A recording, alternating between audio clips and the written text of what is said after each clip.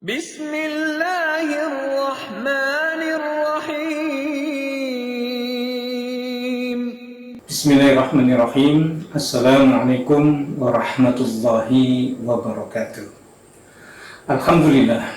Wassalatu wassalamu ala rasulillah. Wa la khawla wa la quwwata illa billah. Asyhadu an la ilaha illallah wahdahu la syarika lah. Wa asyhadu anna Muhammadan abduhu wa rasuluhu la nabiyya ba'd. Allahumma shalli ala Muhammad wa ala ali Muhammad. Saudara dan saudariku yang dirahmati Allah, yang dimuliakan Allah, puji syukur tidak bosan-bosannya kita lafazkan kepada Allah Subhanahu wa Ta'ala atas anugerah karunia yang Allah berikan kepada kita. Nikmat yang luar biasa banyaknya.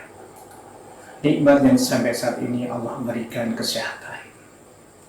Yang mudah-mudahan dengan kesehatan ini Allah menjaga semua keluarga kita, semua saudara-saudara kita yang juga termasuk diri kita, dari wabah pandemi COVID-19 yang saat ini belum ada tanda-tanda untuk mereda. Karena kita harus bersyukur kepada Allah yang masih memberikan nikmat ini kepada kita, yang mudah-mudahan dengan rasa syukur ini semakin menambah rasa ketakwaan kita kepada Allah Subhanahu wa Ta'ala, semakin menambah rasa takut kita kepada Allah, semakin menambah rasa harapan kita kepada Allah untuk selalu mendapatkan kasih sayang dari Allah Subhanahu wa Ta'ala. Itulah pada kesempatan ini saya akan menyampaikan materi tentang bagaimana memadukan rasa takut, rasa khauf dan harap atau rojak kepada Allah Subhanahu wa Ta'ala, yang kami ambil dari salah satu kitab Riyadhus Shalihin yang disusun oleh Imam An-Nawawi rahimahullah. Saudara dan saudariku yang dirahmati Allah, yang dimuliakan Allah, dalam ibadah ada 3 pilar utama agar ibadah kita senantiasa mendapatkan kasih sayang dari Allah, rahmat dari Allah. Karena sebanyak apapun amal ibadah seseorang, kalau tidak mendapatkan rahmat dari Allah, ibadah itu tidak akan ada artinya di hadapan Allah. Sebagaimana yang disabdakan oleh Rasulullah, la yudkhilu ahadukum amalul jannah wa la yujiru minan nar wa la ana, kata Rasulullah, illa bi rahmatin min Allah. Yang artinya amalan seseorang itu tidak bisa menjamin orang itu akan masuk surga, bahkan terhindar dari azab api neraka. Wala ana, sampai begitu Rasulullah. Tidak juga aku, kata Rasulullah, illa bi rahmatin min Allah, kecuali Allah memberikan kasih sayangnya, kecuali Allah memberikan rahmatnya. Sebagaimana firmankan di dalam surat Al-A'raf ayat 156, Allah berfirman, wa rahmati wasi'at kulla syai', dan rahmatku sangat luas, melingkupi atas segala sesuatu.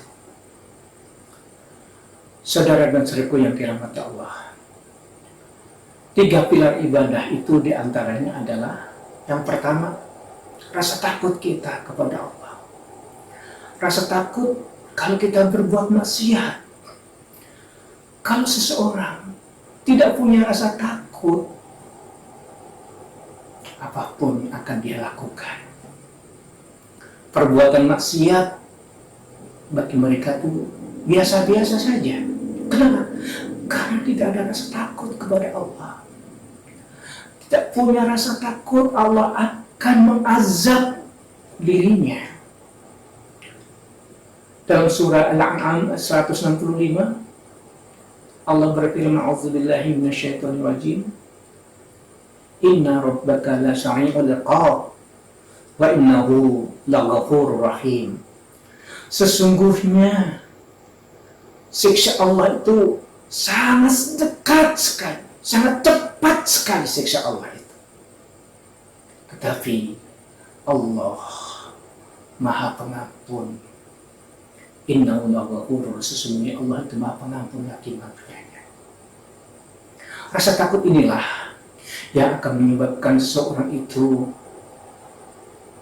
enggan untuk melakukan perbuatan maksiat. Bukan lagi enggan lagi, tidak akan mau melakukan perbuatan maksiat. Sebagaimana para sahabat dan salafus soleh, bagaimana rasa takut mereka. Sebagaimana Umar radhiyallahu anhu, ketika dia mengingat apa yang telah dilakukan ketika masa-masa jahiliyah, ketika dia mendengar ayat-ayat Allah tentang azab siksa neraka, mereka menangis, bahkan sempat beliau pingsan karena dia takut kepada Allah Subhanahu wa ta'ala, takut akan siksa dari Allah Subhanahu wa ta'ala. Pilihan yang kedua adalah roja, mengharap kepada Allah Subhanahu wa ta'ala. Tidak ada yang bisa kita mintai tolong, tidak ada yang bisa kita mintain harapan kecuali hanya Allah Subhanahu wa ta'ala. Allah As-Samad, Allah tempat bergantung. Oleh karena itu, tidak ada yang bisa kita minta tolong dalam kondisi COVID-19 seperti ini kecuali kita mengharap pertolongan dari Allah.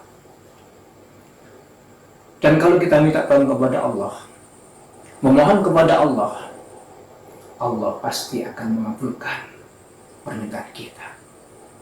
Ud'uni astajib lakum. Mintalah kepadaku, pasti akan aku penuhi. Tentunya dengan persyaratan, dengan syarat. Apa?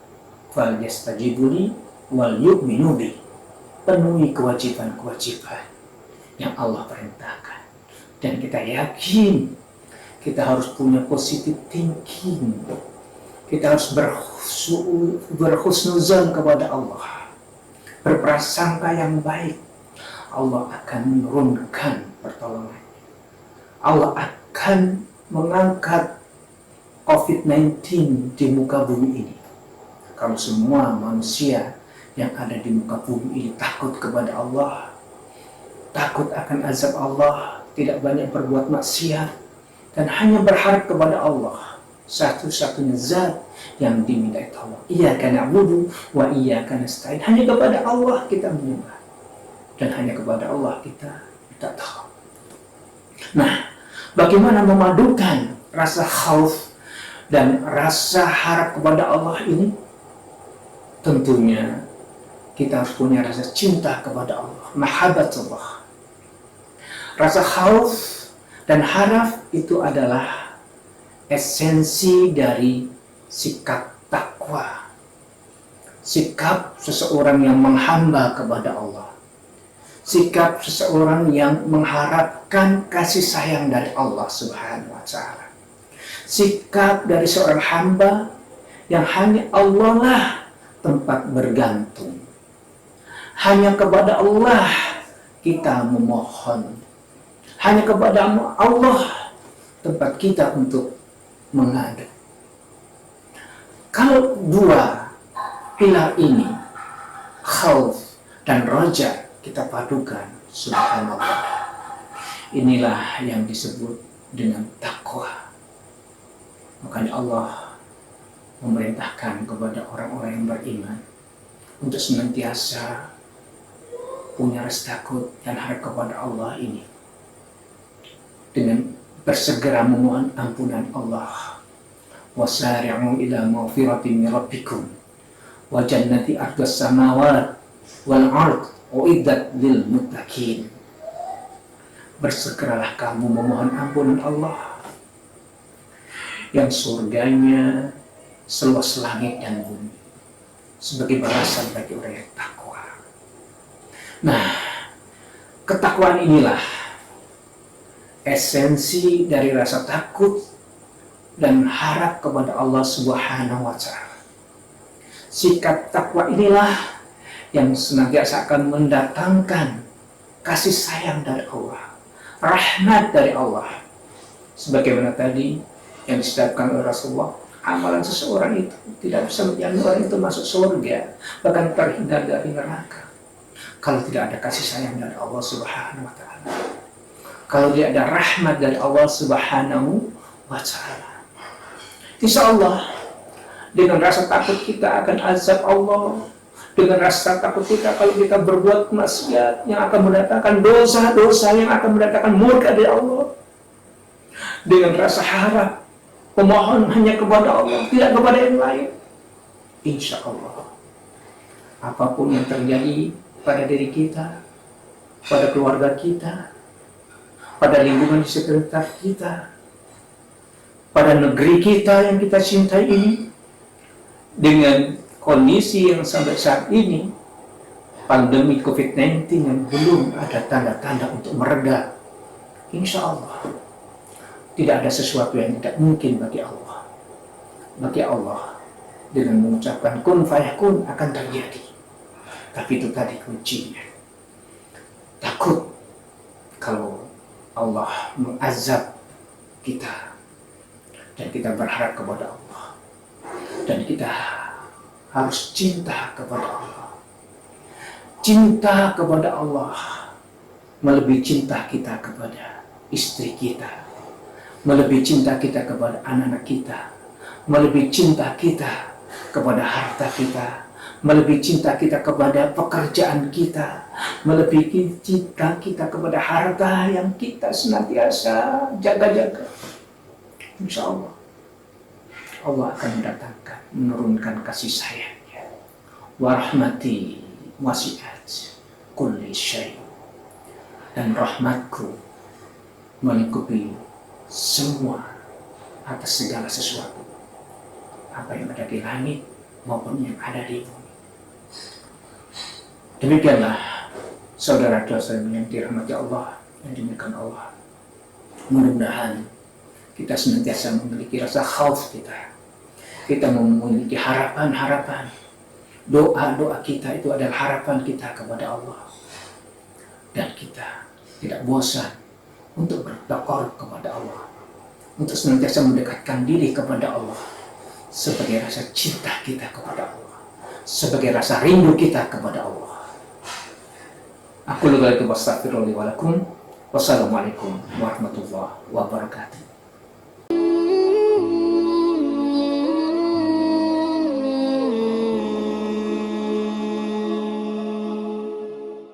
Assalamualaikum warahmatullahi wabarakatuh.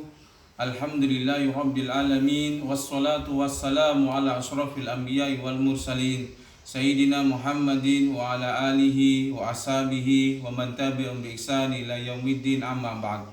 Kaum muslimin jamaah Masjid Al-Kautsar yang dirahmati Allah, kaum muslimin jamaah Masjid Al-Furqan yang dirahmati Allah, kaum muslimin jamaah Masjid Darussalam yang dirahmati Allah, kaum muslimin jamaah Masjid Al-Falah yang dirahmati Allah Subhanahu wa taala.